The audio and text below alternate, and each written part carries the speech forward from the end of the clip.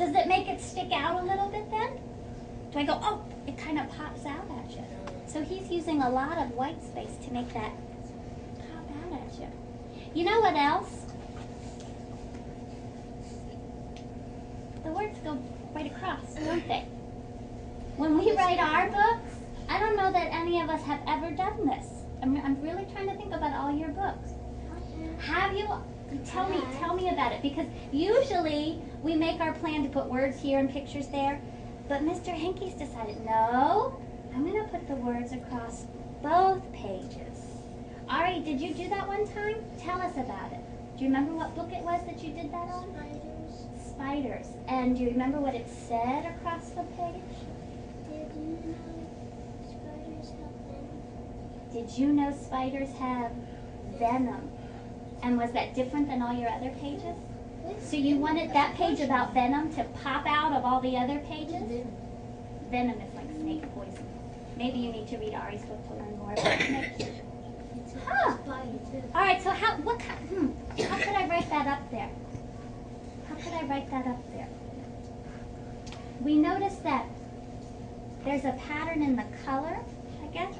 How could we write that up there? What we just talked about. Alexis, what do you think? On one page there's white, and on the other there's white and black. But the repeating phrase page is different than all the other pages? Okay, maybe we could say that. We could say the repeating phrase page is different from other. Oh, you know what I just thought of? Wait a second. Have we ever read a book where the repeating phrase is on its own page? Yes. No. I don't know. Can you think of one? This might be the first time we've seen that. The repeating phrase gets its own page. Usually in our books we write something and then we put the repeating phrase at the bottom. So you know what we've learned? Do you have to put the repeating phrase at the bottom of your words? Absolutely not. You can make it pop out if you give it its own page. What are you thinking? Is it a question about this book and using our writer's eyes? Why did the cat climb the tree? Let's see. Is that a question about what happened in the story? Okay, let's save that for later, because we're talking about how Mr. Henke's wrote this book. What was he thinking in his mind, okay? All right. So he ran to the tallest tree she could find, and she climbed, and she climbed, and she climbed to the very top. Do you notice something? Kevin, what do you notice? There's a repeating phrase which is Kevin Henke said, and she climbed, and she climbed, and she climbed. And you know what I would do? I'm not sure I would call that a repeating phrase. I think he's just saying the same word over and over and over again. So we know that she climbed for a really long time. Oh! Mrs. Schultz, hold that. Hold that. Hold that. What happened this morning when Froggy had to wait? Jonathan London said, after the waiter came and took their orders, they waited and waited and waited. Did it take a really long time for their food to get there? Yes. Absolutely. Did Kitten take a really long time to get up to the tree? Yes. Climb and climb and climb. Oh. So if I want to say something took a really long time, what could I say? What if I want to say I went for a run, but it was a really long run? Change this. I went for a long run. I went for a really long run. That might be one way to do it, to repeat that word. What about I ran and I ran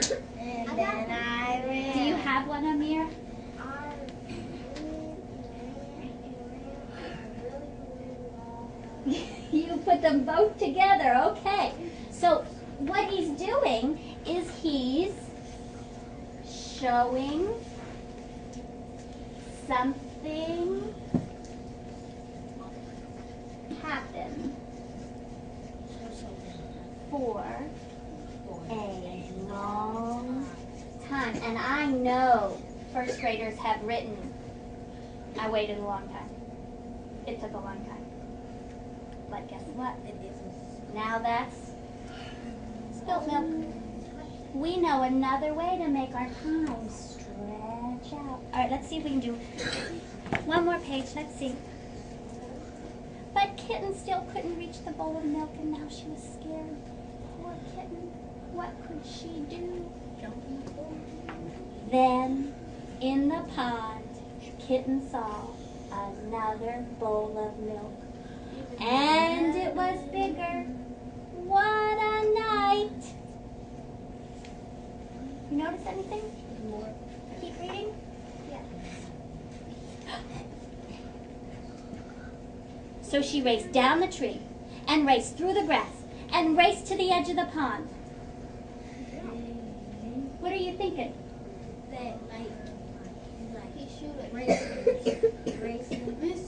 It happened again, didn't it? So she raced down the tree and raced through the grass and raced to the edge of the pond. He did it again. Is she doing a lot of racing? Yeah. Okay, wait. All right. Which sounds better? She raced for a long time. Spilled milk. Okay. So she raced down the tree and raced through the grass and raced to the edge of the pond. There's our ice cream. So he's making something happen for a long time using the same word. Over. Okay, and I was going to say and. The same word over makes more sense. Show something happen for a long time. The same, using the same word over and over. I really think that's something we could write in some of our books. Wow. Wow. We didn't even finish the book, but look. We got that much done? Mr. Hinkes has taught us to think about black and white pictures, choosing strong words, using humor. And you know what? Froggy Eats Out reminded us of that too. Jonathan London told us about humor makes it interesting. The repeating phrases on its own page. That's new to us too. And then showing something happened for a long time. Instead of we drove for a long time. We could say we drove past the store, we drove past the hospital, we drove past McDonald's, and we drove past the library. And you're written, what a day! That would be a neat phrase to add too, from Kevin Hinkes. So let's see.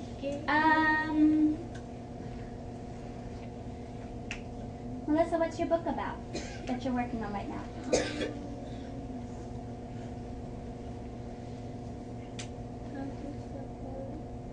Oh, that's right, the clothes. The clothes. Is there anything in here that will help you revise today? Is there some trick you've learned about how to craft your work that'll make your book stronger today?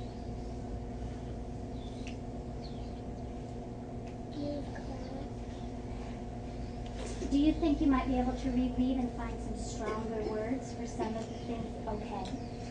Anybody else have an idea with how Mr. Hinkes can help you with your writing today?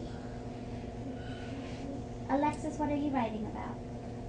Make strong words. So we think that's probably where we need to look today. When we go back and revise, we should make sure that we're not using boring words.